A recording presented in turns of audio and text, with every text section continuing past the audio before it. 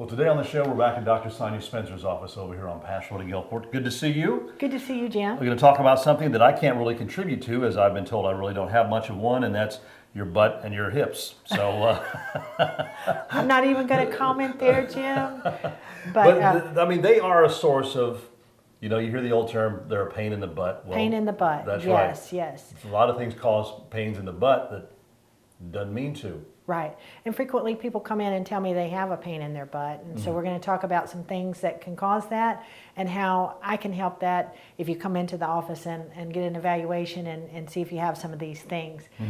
A lot of times this is a reason why a person may have back surgery and it fails is because they have a problem underneath their spine that may be contributing to some of the problem that they think is radiating from their spine. So I'm going to go through and just give you a few sources of pain that can come from different places, but mainly how it seems to localize in the butt area, okay? And I'm going to use my old friend over here, Sammy the Spine. Oh yeah, good old Sammy. The Spine, yes. Sammy's been around for a while. Sammy went through chiropractic college with me, and so anyway, here we go.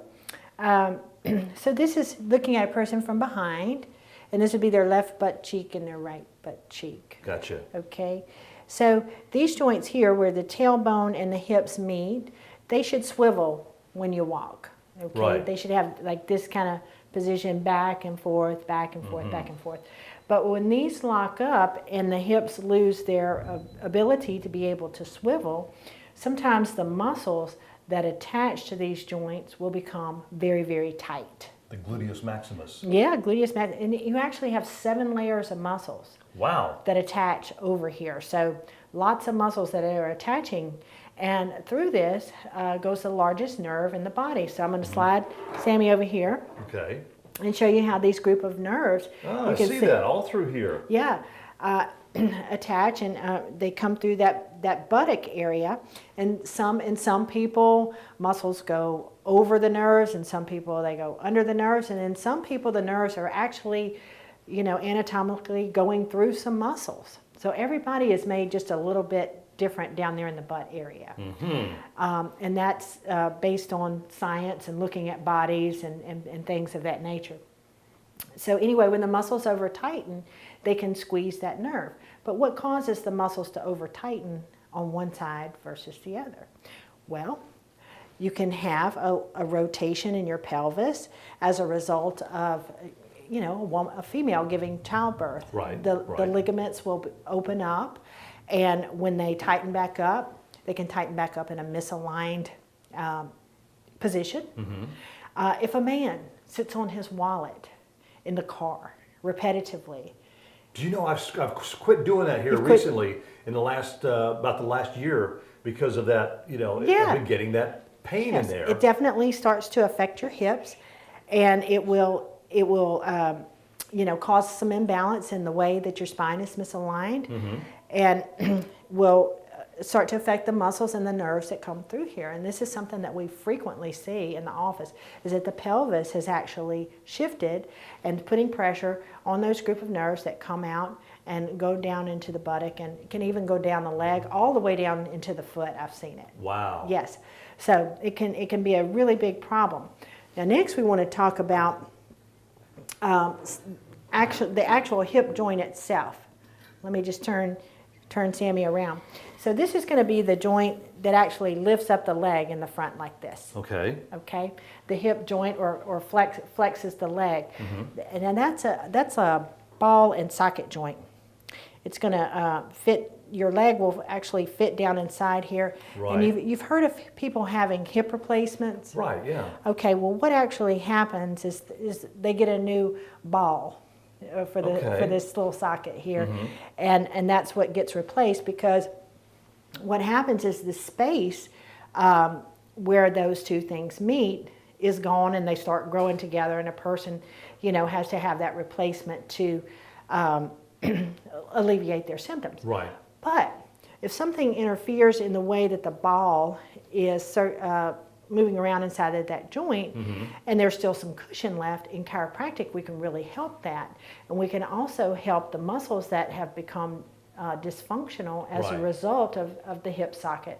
And this is something that we see in our office all the time. Having a problem going from sit to stand, lifting the leg up to put the pants on. Mm-hmm.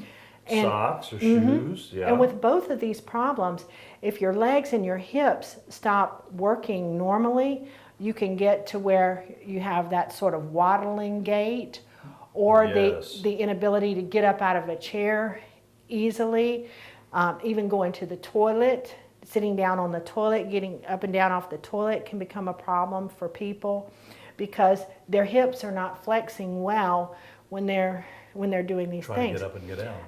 And as you age, as we age, we're all going to get older. We can't avoid it.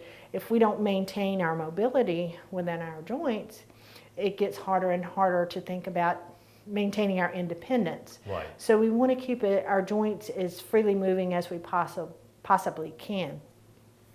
One of the most rewarding things for me is to help somebody get out of a chair easier than they were, or get dressed better than they were, and free them up so that they're moving better, or get them back on their walking program when they stopped because their hips were hurting them so bad they discontinued their walking program. Wow. Due to pain in the hips or buttock.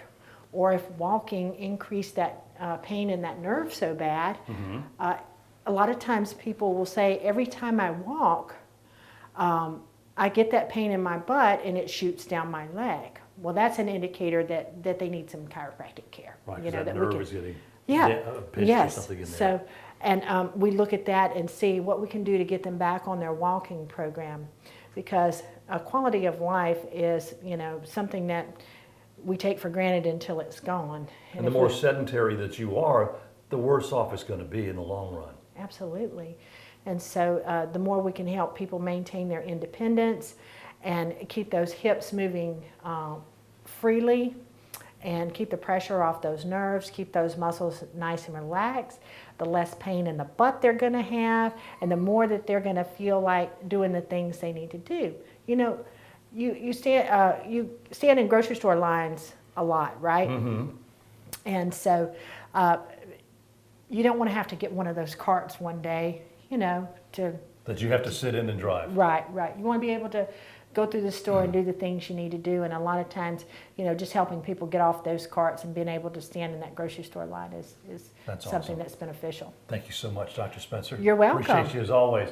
If you'd like some more information, if you're having some issues with the hips or the buttocks or anything like that, you're not quite being able to get up, you can definitely get some relief here. Call the number on your screen, set up an appointment with them here. They're located on Pass Road, Gulfport.